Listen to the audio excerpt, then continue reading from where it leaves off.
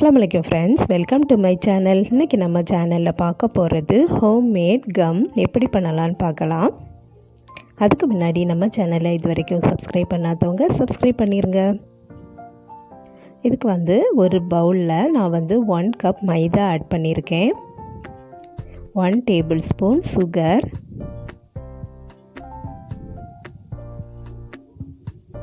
1 tablespoon white vinegar add பண்ணி mix பண்ணி விட்டுக்கலாம். அடுத்தது 1 கப் வாட்டர் ஆட் பண்ணி அதையும் நல்லா மிக்ஸ் பண்ணிக்கலாம்.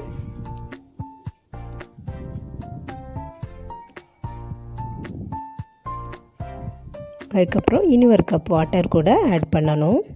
மொத்தம் 2 கப் வாட்டர் நல்லா மிக்ஸ் பண்ணிக்கணும். இது லிக்விடான கன்சிஸ்டன்சியில் இருக்கணும்.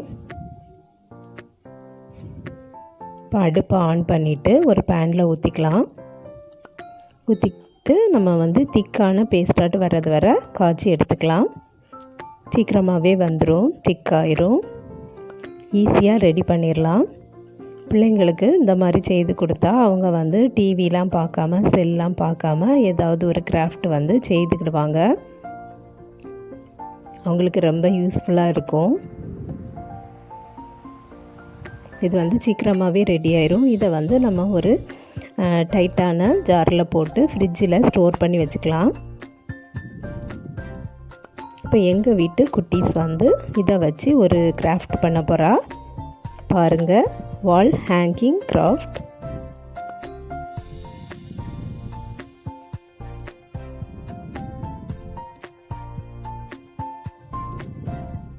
அவங்களுக்கும் இன்ட்ரெஸ்டிங்காக ஏதாவது செய்துக்கிட்டே இருப்பாங்க.